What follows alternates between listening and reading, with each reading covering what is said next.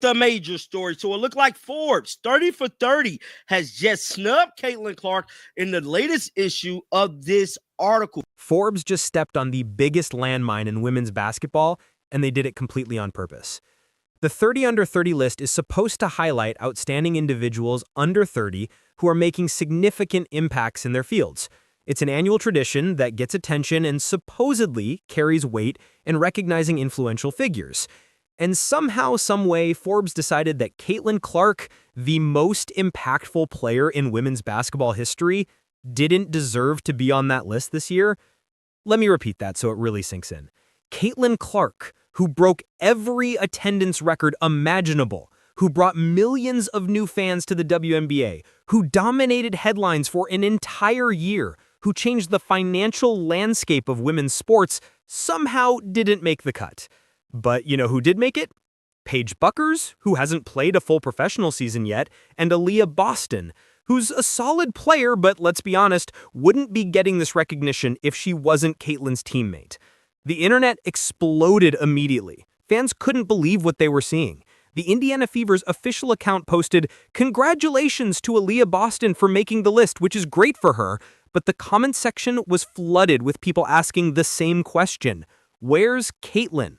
How does this make any sense? And Forbes has been suspiciously quiet about their criteria for selection. Let's break down why this decision is so absurdly bad. Caitlin Clark was literally Time It looked like they're trying to replace Caitlin Clark with Paige Bueckers. Well, really, it ain't looking that way because she has been replaced with Paige Bueckers. Magazine's Athlete of the Year. She was on the cover of major publications constantly. She was the most influential woman in sports according to multiple rankings. She brought unprecedented visibility to the WNBA. Television ratings skyrocketed when she played. Arenas sold out wherever she went. Merchandise flew off shelves. Sponsors lined up to attach themselves to her brand. She was the story of women's basketball for an entire year, and Forbes looked at all of that and said, "Nah, we're good." Meanwhile, Paige Bueckers gets the nod, despite not having accomplished anything close to what Caitlin has in the professional ranks. Now, to be fair to Paige, she is incredibly talented. She's going to be a star in the WNBA. Her college career has been impressive when she's been healthy. She has a massive following and genuine skill, but comparing her impact to Caitlin's at this moment is laughable. It's not even close. Paige hasn't played a single WNBA game yet. She hasn't proven she can dominate at the professional level. She hasn't moved the needle for the league in any measurable way. So what exactly is Forbes basing this decision on? The only explanation that makes sense is that Forbes is trying to manufacture the next big thing by pushing Paige as Caitlin's replacement. They're trying to create a narrative where Paige is the new face of women's basketball before she's earned it. And that's insulting to both Paige and Caitlin. Paige doesn't need Forbes artificially propping her up. She's talented enough to earn recognition on her own merit. And Caitlin certainly doesn't deserve to be pushed aside for someone who hasn't accomplished a fraction of what she has. Then there's Aaliyah Boston. She's a good player. She's consistent. She's been to multiple All-Star games. She contributes on both ends of the floor. But let's be brutally honest. She's only on this list because she plays next to Caitlin Clark. If Aaliyah was putting up the exact same numbers on the Dallas Wings or the Atlanta Dream, nobody would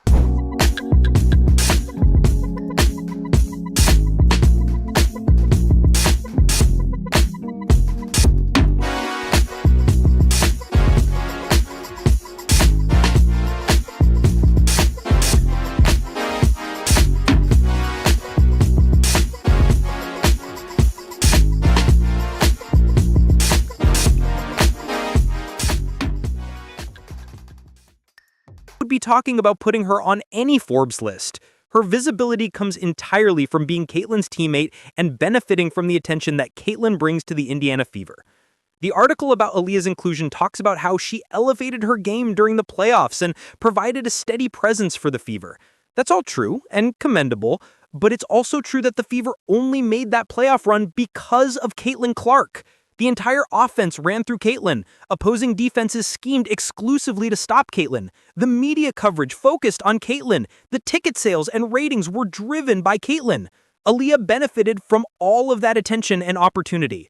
Again, she capitalized on it well, but she's not on this list without Caitlin creating that platform. Caitlin Clark snags another honor.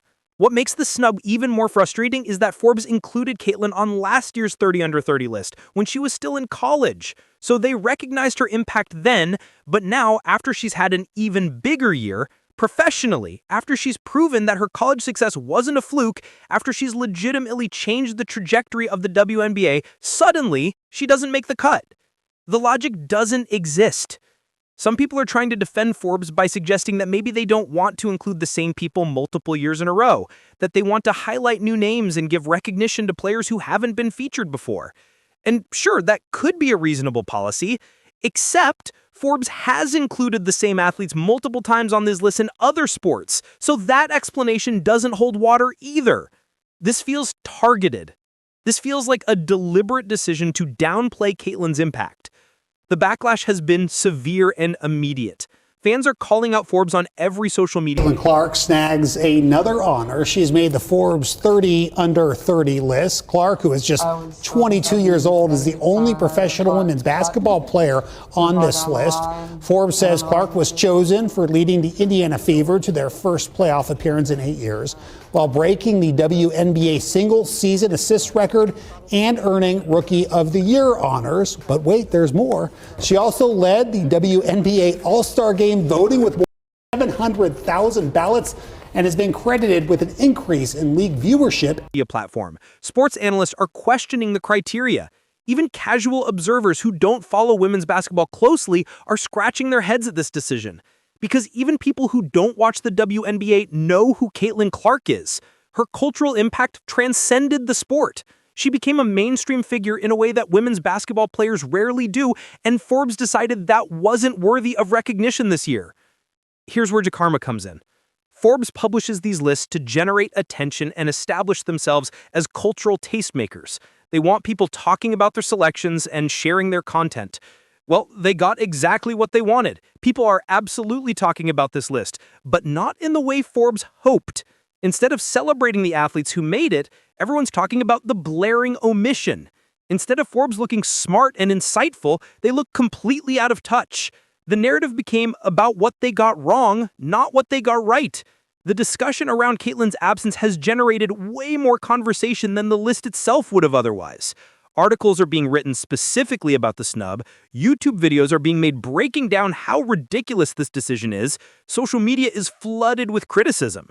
Forbes wanted attention, and they got it. But it's negative attention that makes them look incompetent. That's karma, and it gets better.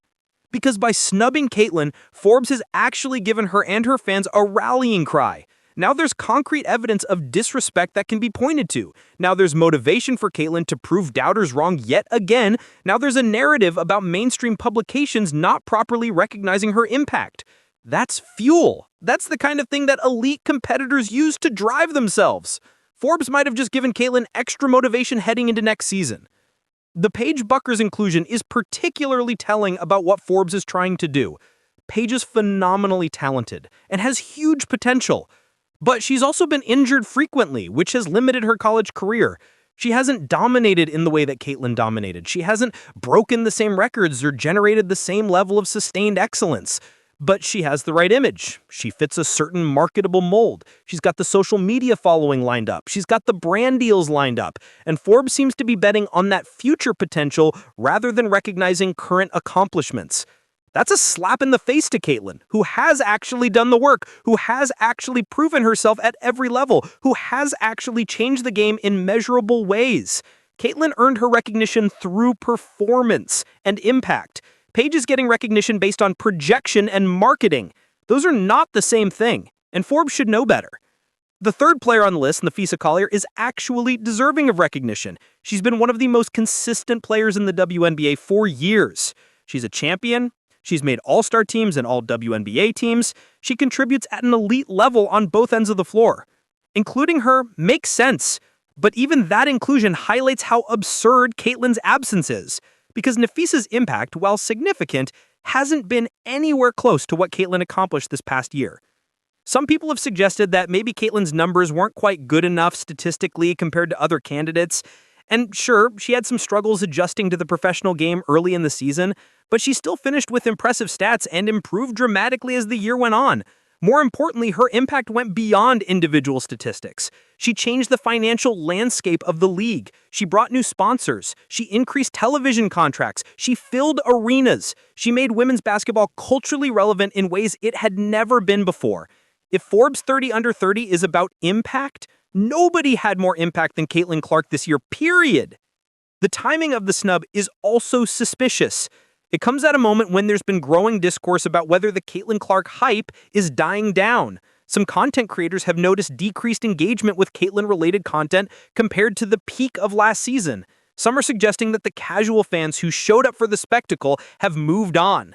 And Forbes releasing this list without Caitlin feeds directly into that narrative. It sends a message that her moment has passed and it's time to move on to the next thing. But here's the problem with that narrative. It's being pushed by people who want it to be true, not by actual evidence. Yes, engagement has normalized from the absolute peak of March Madness and her first WNBA games. That's inevitable. You can't sustain that level of hysteria forever. But Caitlin is still the most popular player in women's basketball by a significant margin. She's still driving ratings and attendance. She's still the face of the sport. Pretending otherwise is wishful thinking from people who never wanted her to succeed in the first place. Forbes jumping on this premature narrative makes them look foolish because it's clearly not true. Caitlin's impact hasn't disappeared. It's evolved into something more sustainable. She's not a flash in the pan. She's the real deal. And Forbes will look even more ridiculous when she continues dominating next season and they have to awkwardly try to explain why they left her off this year's list. So, there you have it. Forbes made an indefensible decision, got destroyed in the court of public opinion, and gave Caitlin Clark extra motivation. That's textbook karma. If you enjoyed watching this disaster unfold, hit that like button and subscribe for more honest sports coverage. Do you think Forbes will apologize or just pretend this never happened? Drop your prediction below.